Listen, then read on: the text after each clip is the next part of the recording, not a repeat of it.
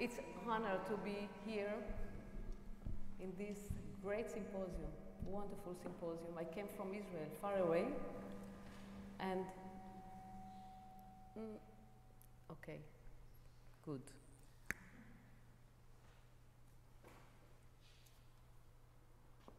In the Moran choirs, the children are growing with love for singing, especially in the choirs, but also with great love for every child and every human being.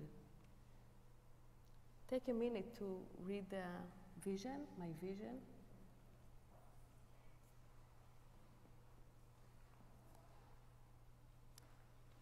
Now I will show a movie.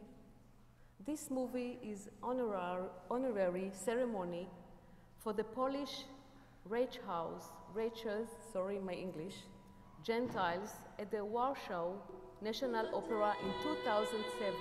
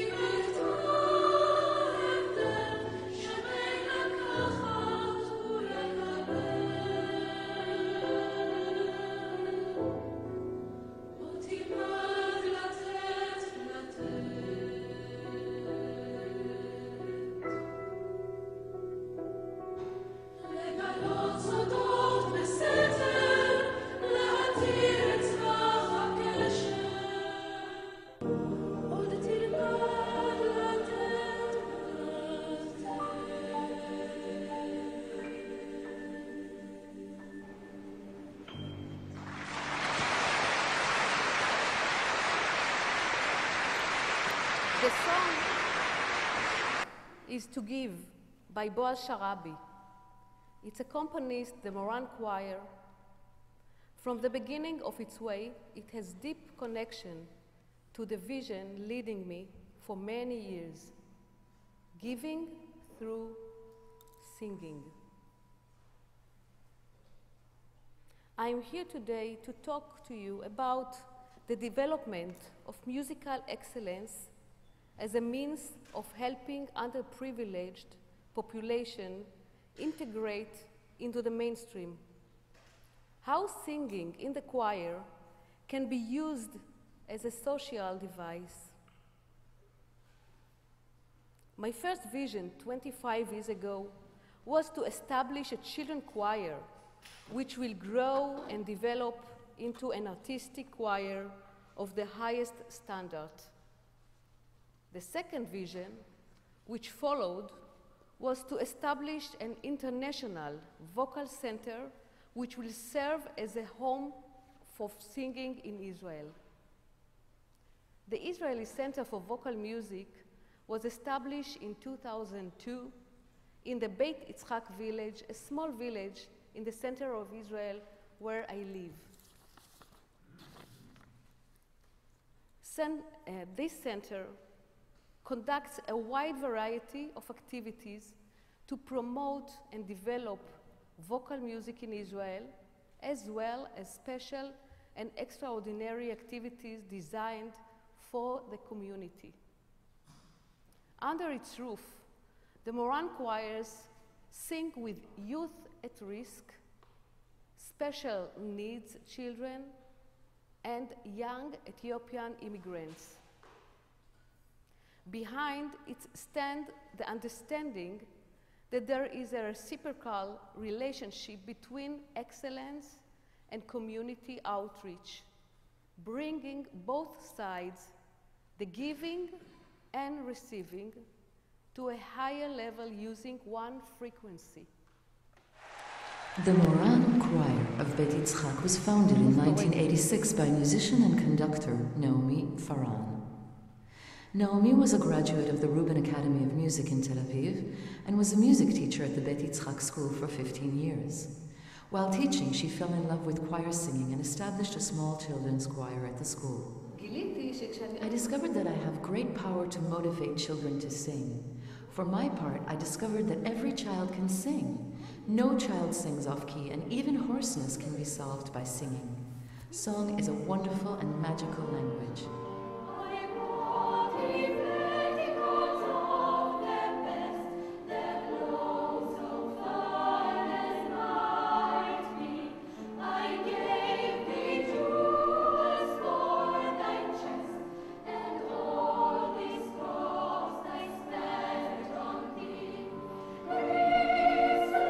The children's choir at the school was a great success, and Naomi decided that this was her niche in life. She set out to fulfill her great dream of setting up a high-standard children's choir that would break out the borders of the Moshav and perform around the world. The beginnings were modest, but the choir's reputation soon increased, and many children wanted to join its ranks. The choir grew and over the years developed into 4 ensembles by age group.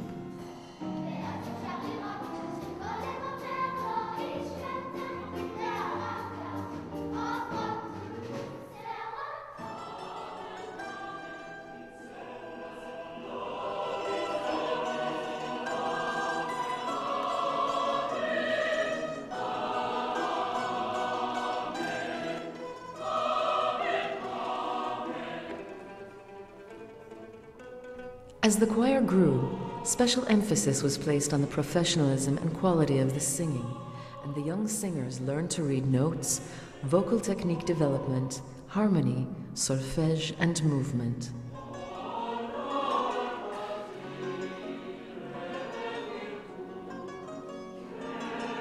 The choir's repertoire has been greatly expanded, and in addition to classical Israeli songs, the ensemble sing original works by Israeli composers and the best of vocal world music.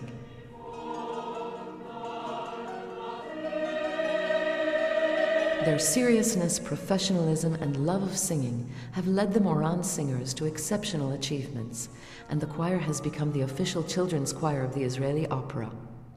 It is invited to appear with the leading orchestras in Israel and has participated in dozens of festivals and important events in Israel and abroad. Harlem Boys Choir.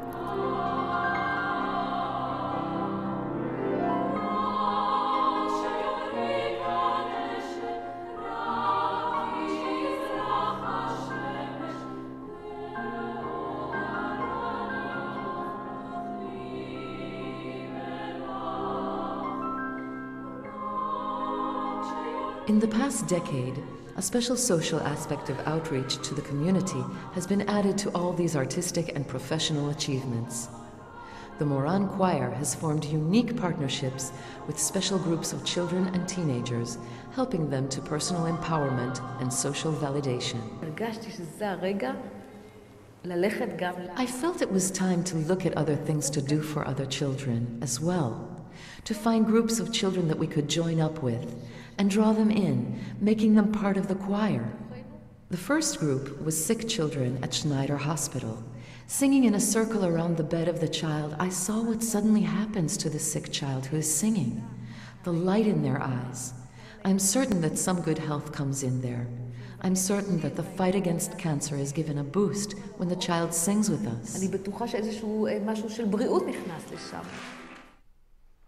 lost my place in this. Hold on 1 second, please. I'm using a new program here. Come on. Okay, here we go. If by 2050, white America will be the minority, can we somehow figure out how to include a different kind of singer in our choral universe? Last statistic. AP, Washington, 6/23/11. For the first time, minorities make up a majority of babies in the US. By the way, I added to that number with Sabrina Kate last week. Part of the conspiracy. All right. Part of a sweeping race change and growing age divide between mostly white, older Americans and predominantly minority youths that could reshape government policies. So what happens in 7 years when Sabrina Kate is old enough to join a choir? What happens when one that doesn't look like Sabrina Kate does? She's a white Hispanic Southerner. But how about the others that don't look like her? Because of cuts in programs, minorities have not been educated in our ways. We have not reached out to them or prepared them for our choirs. We go to them, we give them something, and we leave. How are they supposed to be able to keep up? The choirs created over the past 50 years, the traditional children's chorus will have only 49% of the population to choose from. And of this 49%, 85 of those will not be able to afford to join the chorus. The pool's getting smaller. How will the future choirs meet its balance sheet if we are tuition-based? We want a certain sound. Are we ready to change the sound that we all think is the best in the world? People. And that we have 150 million persistently poor and near poor people. That's 48%. It does not include the 35% of those living as lower middle class and middle class families who live paycheck to paycheck, bringing us closer to an 85% close to poverty level. Up until the mid-1960s, we had a strong middle class, an upper class, around 80% that could participate in choirs, based on the paradigm I talked to you about. Today, with the continued decline of music education being offered in schools, how can children and adults even consider singing in the community chorus? Where will the future chorus come from? What do they look like? How do we prepare for a future in choral singing when the pool is dwindling to 10 to 15% to choose from? In order to answer some of these questions, allow me to share a concise history of the children's choir movement in America. Since the early days of the settlers until the 1960s, children sang in schools and in church, period. Music was part of the curriculum, and there was no need for additional school music lessons unless one was studying a private instrument. I know there's a lot of argument to that, but that's a generalization. After World War II, economic woes began to take its toll, and arts was slowly taken out of school curriculums. First in urban settings, then rural, and today it continues to diminish in the upper scale suburban areas. Just this week, I was announced that Long Island, the highlight of America's music program in the East Coast, is starting to take music out of its programs. In the late 60s, to supplement music programs, community choirs started to form around the country. One of those leaders is sitting right over here, Doreen Rao. I just want to say hello. That was the beginning of the mushrooming of children's community choirs. They were originally formed to be artistically excellent, created to further the highest music making possible, to perform with community orchestras and opera houses, and for civic performances. They were tuition-based. The budget was created by the tuition collected, and salaries, rentals, purchases of music were based on that collection. In many ways, it was a for-profit organization, if you think about it. Of course, there were people giving donations to it. Choristers were expected to take lessons to enhance their personal skills. Most children stayed in school programs if they were one. Membership selected or auditioned. Teachers invited their school children as a core group and eventually opened it up to their friends in the area. It was limited in rehearsal time. Many of these children met once or twice weekly to rehearse because that's all they had. They had so many other activities. It was a safe environment. It was held in a suburban or rural area where it was very safe, where you can drive and park your car. Transportation, no problem with transportation. Parents had their own and would bring the children wherever they needed to be. Most children were young, around 3rd to 8th grade for the most part. American children's choirs, around 8 to 15 years old. Once again, these are generalizations, but if you look at the history, it's most of it. Conductors were the school teachers who decided to take on these projects and create to further what they were doing. The word scholarships were offered, but rare, and only covered the cost of tuition, and it was more of a tuition deferment. Repertoire, at the earliest stages, was an extension of the school-based learning, unless the choir was invited to participate with orchestras or operas at that time. So the concept of commissioning new works and writing for music by great composers that has happened over the years, that wasn't happening just yet. Generally speaking, the community chorus in the US for about 50 years looked like this. It was largely an exclusive group made up of nearly 90% white middle-class to upper-class children with 2 parents, 2 cars, who were attending a good school that had some form of music. Then there was the church.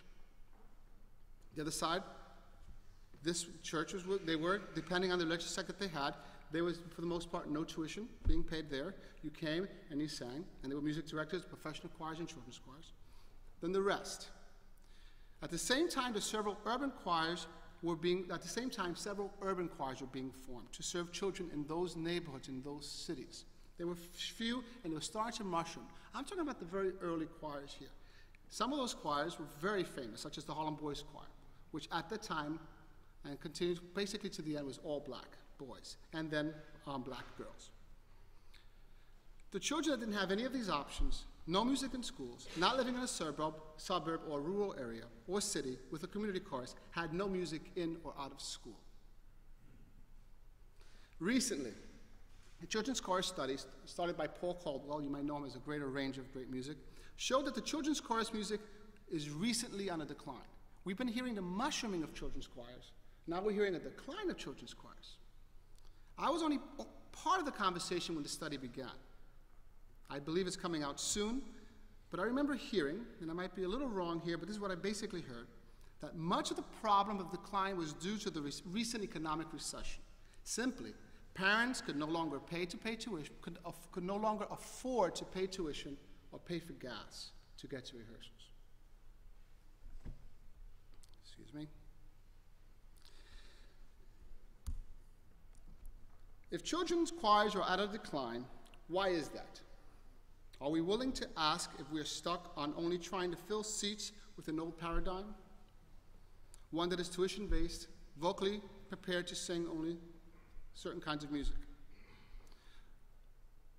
Are we comfortable with choral diversity, described as segregating our people, creating diversity over there, and not bringing it here to our singers? May I offer a look at what America's next chorister can come from? I look at our growing population. Washington Post, June 10th, 2012. Recent census numbers show that white babies are, for the first time, a minority of all births, putting an exclamation point on a trend that has been building for decades. A glance around schoolyards and community centers show that children are becoming more racially and ethnically diverse than ever. It is this diverse youth population that the largely white community chorus will rely upon for future chorister. I added that. Back to the article. Many teachers in current tenure or retiring now grew up in an era when immigration was a nadir at its lowest point. What does that mean? This was very interesting to me. I never really realized this. From 1946 to 1964, the share of immigrants was at the lowest level in the 20th century. And most of the immigrants were white Europeans. So boomers had minimal involvement with people from other countries. Today, the immigrants are 13% of our population, and they're far more diverse. This is all in the article. That created an isolation that persists. Among Americans older than 50, 76% are white, and the black population at 10% is the largest minority. Among those younger than 30 years of age, 55% are white, less than the 76. Hispanics, Asians, and other non-black minorities account for 31% of that age group.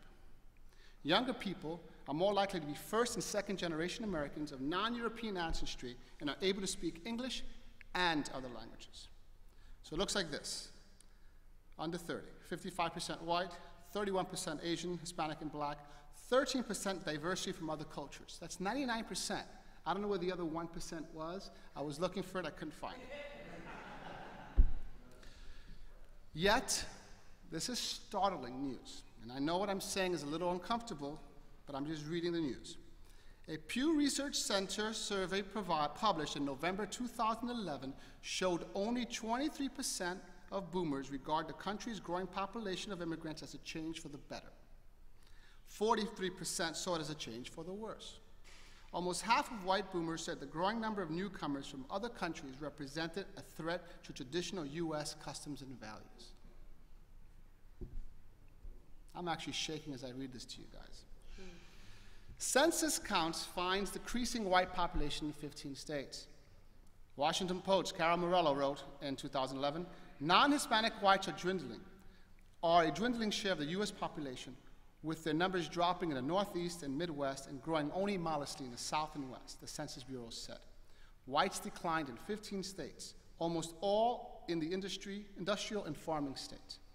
The census also reported that the black population grew by 12%. African Americans now make up almost 13% of the population, a small increase over the decade. The census analysis of the nation's white and black population underscores the transformative nature of growth in the 21st century. The number of Hispanics and Asians is soaring, the number of blacks is growing slowly, and whites are almost at a standstill.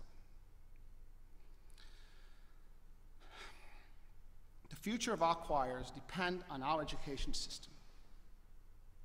Not the one for children, but our education system, all of us, adults and children. We must change our perception and ideas of what we must do, and how we act, and how we educate our audiences, our funders, our singers, lest we get behind.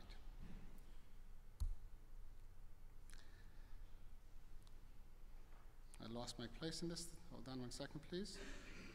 I'm using a new program here. Come on. Okay, here we go.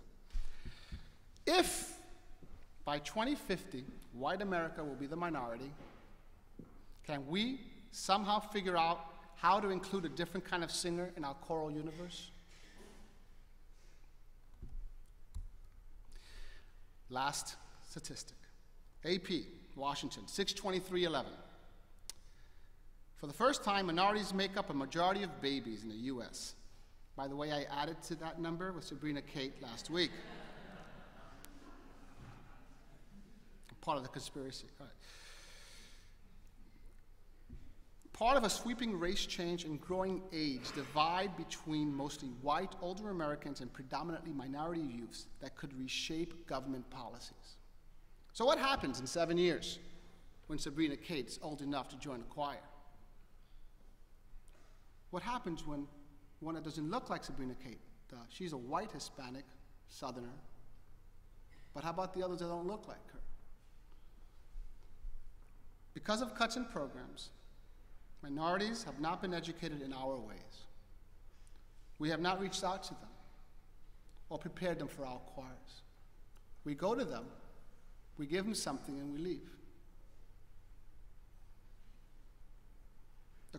How are they supposed to be able to keep up?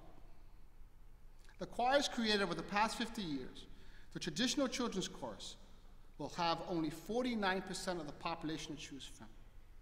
And of this 49%, 85 of those will not be able to afford to join the chorus. The pool's getting smaller. How will the future choirs meet its balance sheet if we are tuition-based? We want a certain sound. Are we ready to change the sound that we all think is the best in the world? In conclusion, I'd like to leave you with some ideas. Aristotle, Greek philosopher and polymath, said, in a democracy, the poor will have more power than the rich, because there are more of them, and the will of the majority is supreme. America is not the only country dealing with this population change and this poverty problem. Many first world countries, from Canada to Western Europe, Eastern Europe, Asia, are also needing to rethink, possibly, its musical educational methods. Buckminster Fuller, an American systems theorist, architect, engineer, author, designer, inventor, and I love this word, futurist, said, "You never change things by fighting the existing reality. To change something, build a new model that makes the existing model absolute." So, as you consider your future as choral masters, please consider, as teachers, who are you preparing your program for? Who will your students seek as choristers? Will repertoire be the only dividing line uniting diversity? Will you seek people to create a truly diverse choral universe? And finally, will we continue to create music for an aging population, or will we try to create a new globally inclusive chorus? The new choral paradigm, I believe, is a chorus that not only inspires the singer and the audience, but has singers and audiences to inspire by bringing new ones in. I end with the paraphrased words of MacArthur Genius Grant winner and host of the public radio program The Promised Land, Majora Carter. She speaks about capitalism and economic development, but I was able to exemplarize some of this and put it towards our choral universe. We must educate the poor and the oppressed to love the same music we love, and they will in turn grow out of poverty. And with our patience, in just one generation, they can turn to enjoy and make the exceptional music we love to teach and sing. We cannot abolish the chorus as we know it today, but we can come up with ways to create new opportunities in our inner cities, in our rural areas and suburbs, and in poor areas that really desperately need music and art. The kind of music that will support poor and rich alike and help move them out of hatred, fear, and actually allow us all to experience the global dream.